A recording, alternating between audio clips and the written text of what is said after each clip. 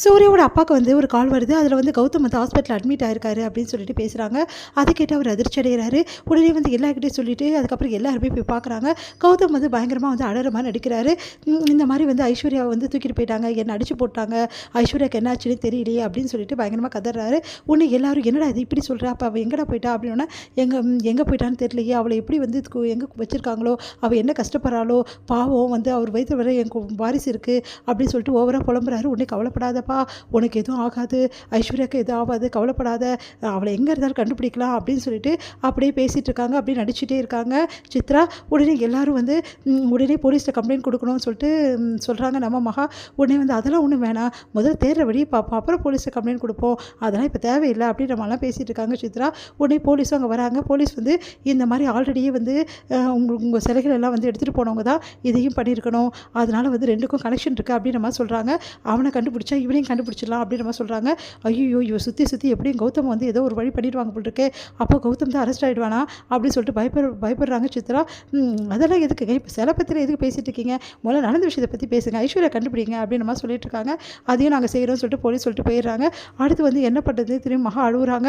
அவ்வளோதான் பாவம், என் அக்கா கர்ப்பவதியாக இருந்தா இந்த டைமில் அவளை இப்படி பண்ணிட்டாங்களே, நான் என்ன பண்ண போகிறேன் அப்படின்னு சொல்லிட்டு அக்காவை நினச்சி அழுதுட்டு இருக்காங்க. ஐஸ்வர்யாவை நினச்சி நம்ம மகா.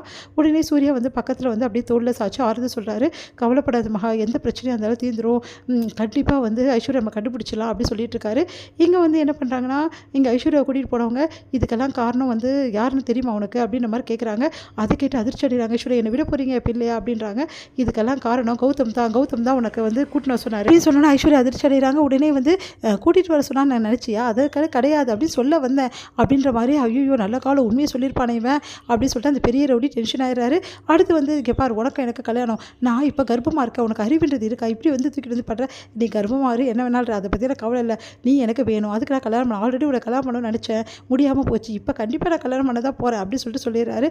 உன்னை ஐஸ்வர்யா அழுதுட்டு இருக்காங்க, என்ன நடக்க போகுதுன்னு சொல்லிட்டு. அடுத்து வந்து இங்கே என்ன பண்ணுறாரு, பூ வாங்குறதுக்காக மாலைலாம் வாங்கணும் கல்யாணத்துக்கு அப்படின்னு சொல்லிட்டு மார்க்கெட்டுக்கு பெரிய ரவுடி சின்ன ரவுடிஸ்லாம் கூட்டிகிட்டு போகிறாரு. அப்போ வந்து கரெக்டாக அந்த டைமில் கோடீஸ்வரி அங்கே வந்து பூ வாங்கிறதுக்காகவும் பொருளெல்லாம் வாங்கிறதுக்காகவும் வந்திருக்காங்க. அதை பார்த்துட்டு வந்து அக்கா இந்த பூ நல்லா இருக்குமா, இந்த மாலை கல்யாணத்துக்கு நல்லா இருக்குமா அப்படின்னு சொல்லிட்டு கேட்டுட்ருக்காரு. உடனே வந்து என்ன இது இப்படி பூ வாங்குறீங்க, இப்படிலாம் வாங்கக்கூடாது, இப்படி தான் வாங்கணும் அப்படின்னு சொல்லிட்டு நல்ல பூவாக எடுத்து கொடுக்குறாங்க.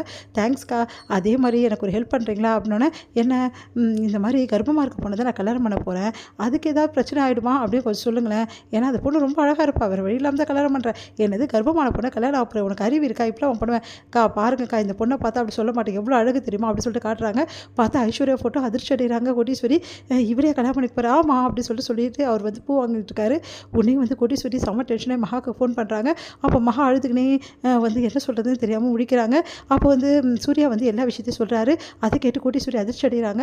அப்போது இங்கே ஐஸ்வர்யாவை வந்து இவன் தான் வந்து கூட்டின்னு வந்து வச்சுருக்கானா, எப்படியாவது இதை வந்து தடுக்கணுமே அப்படின்னு சொல்லிட்டு என்ன பண்ணுறாங்க, உடனே வந்து இந்த மாதிரி வந்து ஒரு புரோகிதராக வந்து ஒரு புரோகிதர் லேடியாக வந்து வேஷம் போட்டுக்கிறாங்க. உடனே அந்த வந்து ரவுடிஸ் கிட்ட வந்து நான் சூப்பராக கல்யாணம் பண்ணி வைப்பேன்றாங்க. அவங்களும் உங்களை கூட்டிகிட்டு போகிறாங்க. இது முடியுது.